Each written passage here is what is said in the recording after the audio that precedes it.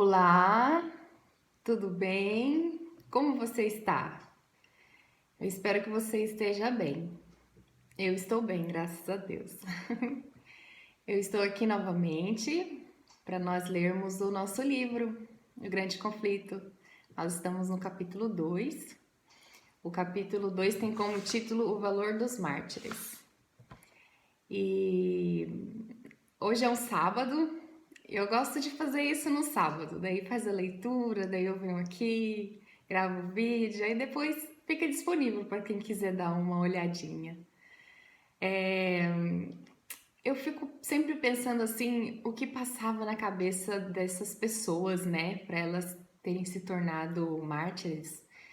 E imagino quantas quantos momentos difíceis, quantas decisões importantes e quão convictos eles não eram, né?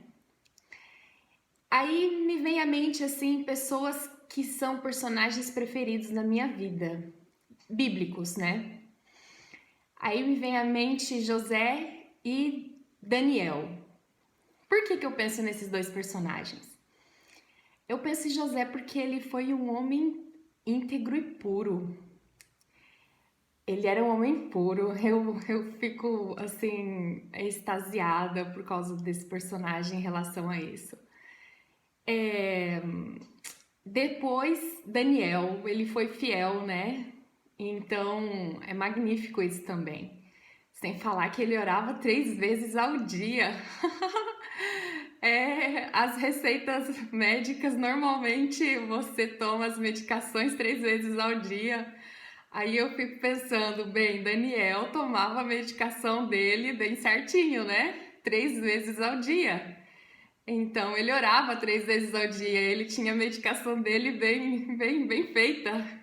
Ele não pulava as doses que ele tinha que ter que tomar. Tomava as doses bem certinha, 3 vezes ao dia de oração. Bem certinho. Quando os efeitos estavam começando a passar, ele novamente orava para começar a ter um novo efeito. Que magnífico isso, né? Por isso que eu admiro muito José e Daniel. E eu fico pensando assim que Deus ele move montanhas fazendo providência na vida das pessoas que são puras, fiéis, íntegras e assim como foi José e Daniel. E querendo ou não, de certa forma, esses dois personagens eles também foram mártires, né? Porque os mártires, eles também tinham essa característica, né? Da ausência da malícia, da presença da integridade. Então, por isso que eu pensei muito nesses dois personagens. Além de ser meus preferidos, né? Veio fazer uma relação muito direta com o capítulo de hoje. Então tá bom. Então era isso que eu queria dizer, que eu queria falar para vocês com relação a esses dois personagens e o capítulo do nossa leitura de hoje. Então vamos começar? Então vamos começar, né? Nós estamos na página 39. Às vezes tem um grande conflito condensado, tem o livro mais amplo. Eu tô com o livro mais amplo, não é o condensado. Então a gente tá aqui na página 39. A gente tá bem no comecinho ainda, mas não se preocupe, a gente vai chegar lá até o final, com paciência, com calma. A gente chega lá. Bem, então vamos começar, né? O valor dos mártires. Quando Jesus revelou a seus discípulos o fim de Jerusalém e as cenas do segundo advento, predisse também a experiência de seu povo desde o tempo em que deveria ser tirado dentre eles até a sua volta em poder e glória para a sua libertação. Seus olhos divisavam os terríveis e devastadores vendavais que deveriam açoitar seus seguidores nos vindouros séculos de trevas e perseguição. Os seguidores de Cristo deveriam trilhar a mesma senda de humilhação, ignomínia e sofrimento que seu mestre palmilhara. A inimizade que irrompera contra o Redentor do mundo manifestar-se-ia contra todos os que crescem em seu nome também. A história da igreja primitiva testificou do cumprimento das palavras do Salvador. Os cristãos foram despojados de suas posses e expulsos de suas casas. Suportaram grande combate de aflições, experimentaram escárnio e açoites, e até cadeias e prisões. Grande número deles selaram seu testemunho com o próprio sangue. Nobres e escravos, ricos e pobres, sábios e ignorantes foram de igual modo mortos sem misericórdia. Essas perseguições elas foram iniciadas sobre o governo de Nero, e os mártires eles eram acusados por causa de que havia fome, pestes e terremotos. Eles eram condenados como rebeldes do império, como inimigos da religião e como peste da sociedade. Grande número deles eram lançados às feras ou queimados vivos nos anfiteatros. Alguns eram crucificados, outros cobertos com peles de animais bravios e lançados à arena para serem despedaçados pelos cães. Isto eram festas públicas, era um espetáculo para quem via, era riso e aplauso.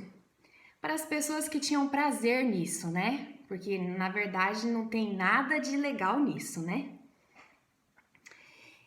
Os mártires, eles eram na verdade forçados a procurar esconderijo nos lugares desolados e solitários. Eles eram desamparados e aflitos e maltratados, dos quais o mundo não era digno. Eu acho interessante isso, né? São pessoas dos quais o mundo não era digno. Eles eram errantes pelos desertos e montes e pelas covas e cavernas da terra. Sob a mais atroz perseguição, essas testemunhas de Jesus conservavam incontaminada a sua fé, embora privados de todo conforto, excluídos da luz do sol, tendo um lar no seio da terra, obscuro mas amigo, não proferiram queixa alguma. Com palavras de fé, paciência e esperança, animavam-se uns aos outros a suportar a privação e a angústia. A pedra de toda a bênção terrestre não os poderia forçar a renunciar sua crença em Cristo. A perda de toda a bênção terrestre não os poderia forçar a renunciar sua crença em Cristo. Ou seja, não importa a perda de toda a bênção, não importa o tamanho da bênção que eles pudessem ter, que tivesse aqui na terra. Não havia coisa aqui nessa terra que fosse mais importante para eles do que a convicção da fé que eles tinham em Deus, né? Provações e perseguições não eram senão passos que os levavam para mais perto de seu descanso e recompensa. Nulo foram os esforços de Satanás para destruir pela violência a Igreja de Cristo. Os obreiros de Deus, eles eram mortos, mas a sua obra ia avante com firmeza. O evangelho continuava a espalhar-se e o número de seus conversos a aumentar. Quanto mais somos ceifados por vós, tanto mais crescemos em número. O sangue dos cristãos é semente. Tertuliano falou isso.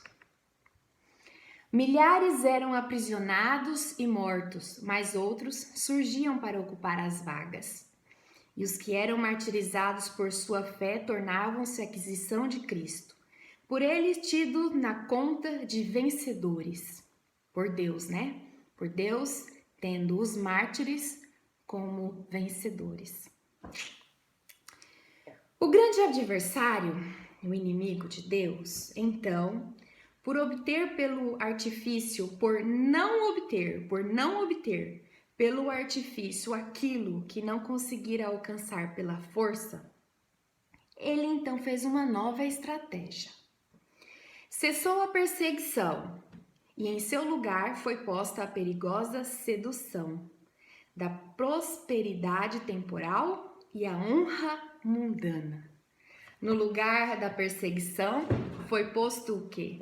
Foi posto a sedução, a manipulação, foi colocada essas duas outras estratégias. Alguns dos cristãos permaneceram firmes, declarando que não transgrediriam. Outros eram favoráveis a que cedessem ou modificassem algumas características de sua fé. A maioria dos cristãos, finalmente, consentiu em baixaram a norma, a maioria, formando-se uma união entre o cristianismo e o paganismo. Doutrinas errôneas, ritos supersticiosos e a cerimônia idólatras eram incorporados em sua fé e culto. Unindo-se os seguidores de Cristo aos idólatras, a religião cristã se tornou corrupta e a igreja perdeu a sua pureza e poder. Alguns houve, entretanto, que não foram afetados por esses enganos. Mantiveram-se ainda fiéis ao autor da verdade e adoravam a Deus somente. Um exemplo que foi corrompido e que eu normalmente fico pensando por que esse personagem teve que ser da forma como foi o personagem chamado Judas. Judas ele foi aceito não por causa de seus defeitos de caráter, mas apesar deles. Foi ligado aos discípulos para que, pela instrução e exemplo de Cristo, pudesse aprender o que constitui o caráter cristão e assim ser levado a ver os seus erros, para arrepender-se, e pelo auxílio da graça divina purificar seu coração na obediência à verdade. Mas Judas não andou na luz que tão misericordiosamente foi permitido brilhar sobre ele. Pela condescendência com o pecado, atraiu as tentações do inimigo de Deus. Então ele teve oportunidade, né?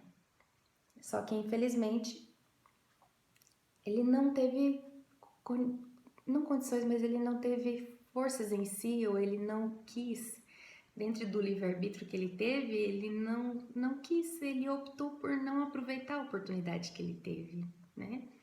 Porque a maioria das vezes as pessoas, elas têm consciência, né? Na maioria das vezes, né? Por que eu digo na maioria das vezes? Porque tem um tópico muito contraditório, muito polêmico, que acho que eu nem deveria falar. Mas eu vou comentar que é quando as pessoas, elas, por exemplo, se suicidam, né? O que está na mente dessas pessoas que fazem isso, né? E Judas, ele fez isso, né? Ele fez isso depois, né? Então, por isso que Deus é Deus, por isso que Ele é o único juiz, né? Então, Ele que é o que deve julgar, é o que vai julgar, né? Aqui está dizendo que ele teve oportunidade, mas não aproveitou, né? Ai, bem, é complicado, né? Mas, enfim, a gente que estuda na medicina, a gente vê que uma pessoa, quando ela tá nesses momentos assim que vai a esses momentos difíceis, né? Que querem ser levadas ao suicídio, são momentos assim de que elas não têm condições de tomar decisões por elas mesmas, né? É como se elas tivessem, era uma tentativa de salvação para elas. Então, é complicado. Mas, enfim, continuamos aqui. Assim, enquanto durou a perseguição,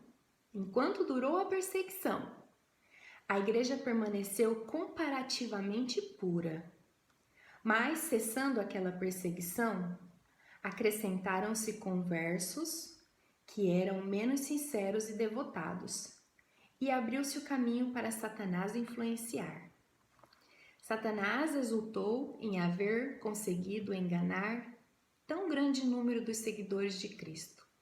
Ninguém compreendeu tão bem como se opor à verdadeira fé cristã como os que haviam sido seus defensores. E esses cristãos apóstatas, unindo-se aos companheiros semi-pagãos, dirigiram-se seus ataques contra as características mais importantes das doutrinas de Cristo.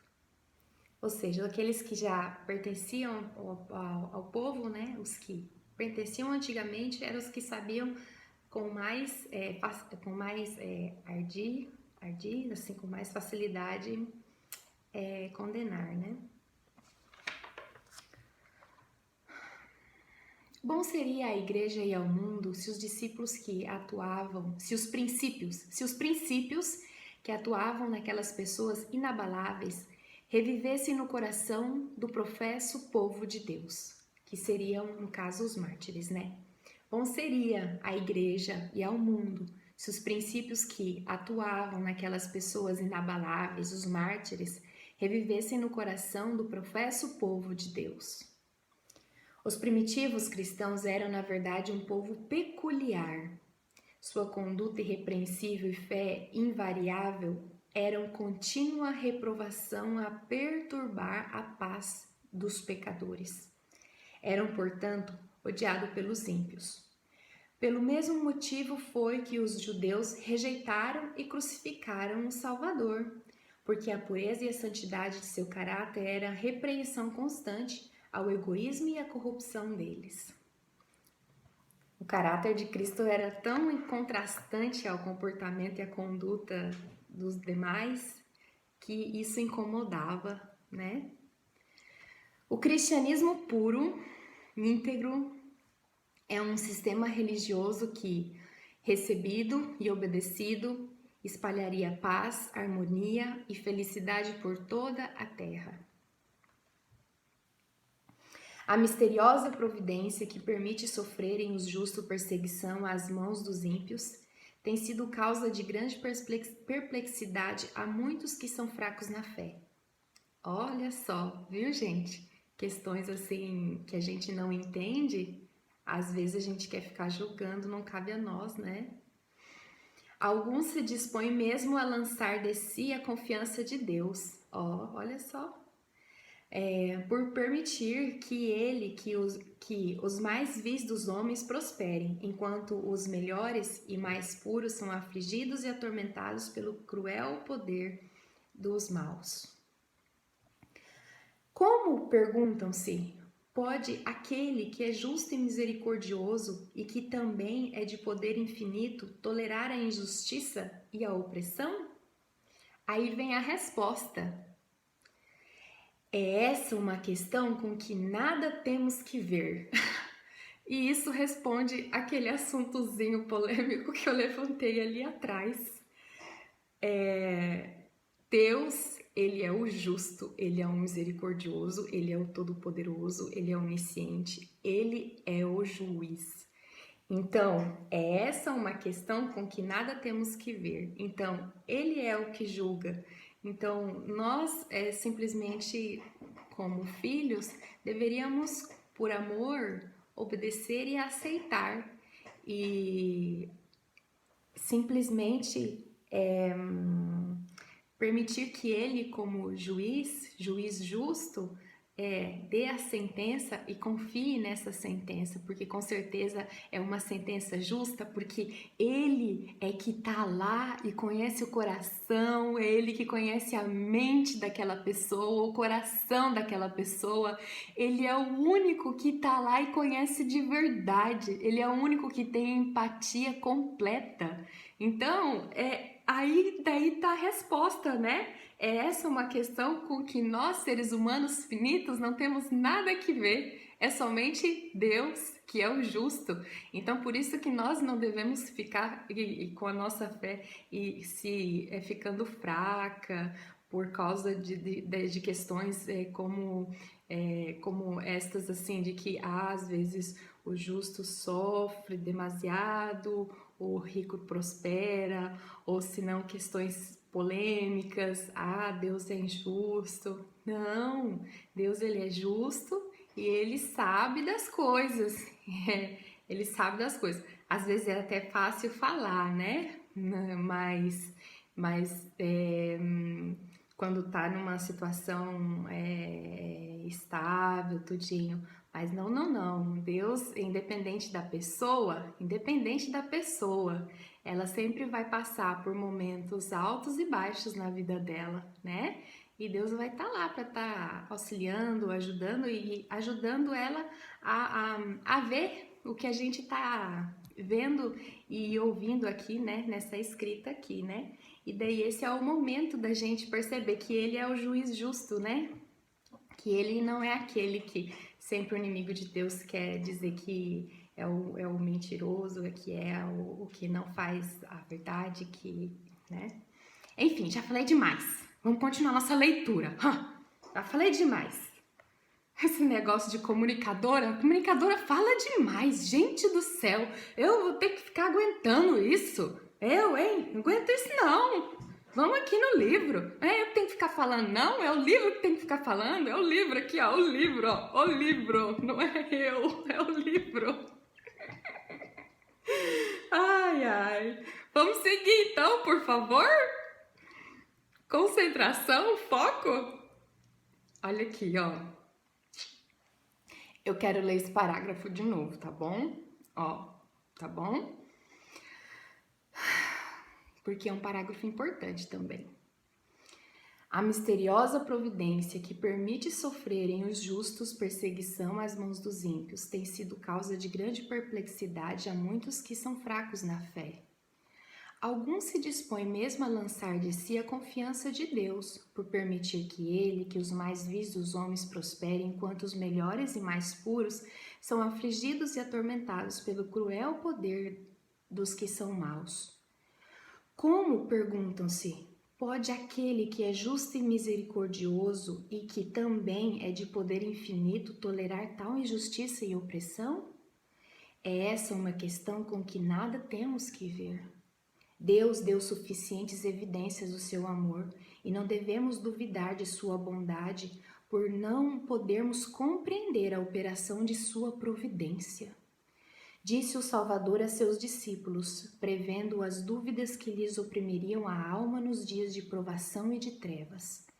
Lembrai-vos da palavra que vos disse: não é o servo maior do que o seu senhor. Se a mim me perseguiram, também a vós perseguirão a vós. Jesus sofreu por nós mais do que qualquer de seus seguidores poderá sofrer pela crueldade de homens ímpios. Os que são chamados a suportar a tortura e o martírio não estão senão seguindo as pegadas do amado Filho de Deus. Última página, gente. O Senhor não retarda a sua promessa. Ele não se esquece dos seus filhos nem os negligencia, mas permite que os ímpios revelem o seu caráter, para que ninguém que deseje fazer a sua vontade possa ser iludido com eles, com relação a eles. Dessa forma, os justos são postos na fornalha da aflição para que eles próprios possam ser purificados, para que seu exemplo possa converter a outros da realidade da fé e piedade. E também para que sua coerente conduta possa condenar os ímpios e incrédulos. Deus permite que os ímpios prosperem e revelem inimizade para com ele, a fim de que, quando encherem a medida de sua iniquidade, todos possam, em sua completa destruição, ver a justiça e a misericórdia divina. Viu? Justiça e misericórdia divina. É isso que no final que Deus quer que todos vejam, né? Além de salvar a gente mediante suas providências, é que todo o universo veja que Ele é justo e que Ele é misericordioso. Isso no grande dia, né? No juízo final, né? O apóstolo Paulo declara que todos os que piamente querem viver em Cristo Jesus padecerão perseguições. Por que é que a perseguição, em grande parte, parece adormecida? Por que a perseguição parece adormecida? Por que parece que a gente hoje não é perseguido, aparentemente? A única razão é que a igreja se conformou com a norma do mundo, está tão parecida com o mundo e, portanto, não suscita oposição. A religião em que nosso tempo prevalece não é do caráter puro e santo que assinalou a fé cristã nos dias de Cristo e de seus apóstolos. Haja um reavivamento da fé e do poder da igreja primitiva, o espírito de opressão reavivará, reacendendo as fogueiras da perseguição. terminamos o que está escrito no livro por hoje. Agora eu quero acrescentar algumas observações. Na verdade, duas. Primeira é que nós sejamos sejamos o quê? A mudança que nós mesmos queremos ver no mundo. Se a gente quer ver tal mudança ou tal reavivamento, que comece com a gente, né? A gente às vezes já ouve falar disso, né? Mas que a gente possa colocar isso em prática, né? Que a gente possa manifestar a conduta coerente de Cristo, porque às vezes existe incoerência. É o problema da incoerência, que a gente tenha coerência. É muito importante ter coerência para que o caráter de Cristo seja manifestado em nós, né? A gente possa refletir o caráter de Cristo em nós. E dentro desse capítulo, não sei se vocês conseguiram observar, mas ele foi dividido em duas partes principais. Na primeira parte, ele falou do momento de perseguição dos cristãos e num segundo momento onde houve uma sedução dessa igreja. Então, é o que normalmente acontece. Se Satanás não consegue pela perseguição, ele vai pela sedução, pela manipulação. E dentro dessa sedução da manipulação existe a impureza. Então, o que a gente percebe? Na perseguição existe a pureza, a santidade, né? Não ser santo de sermos, não cometermos pecado, mas permanecermos ao lado de Cristo, andarmos ao lado de Cristo, né? Em busca dele todo dia, né? Então, assim, no momento teve uma perseguição, depois no outro momento uma sedução e uma manipulação, né? Então, o capítulo foi dividido nesses dois momentos, né? E é isso. Bem, espero que vocês tenham gostado da leitura de hoje, eu gostei bastante também. E que vocês possam ter uma boa semana, que possa ser uma semana, apesar de corrida, cheia de tarefas, que a gente possa ter momentos de descanso também e momentos para estarmos com Deus também, tá bom? Um grande abraço, um grande beijo para vocês e até outro momento, tá bom? Com o nosso terceiro capítulo. O terceiro capítulo é Como Começaram as Trevas Morais. Esse é o terceiro capítulo. Tchau, tchau!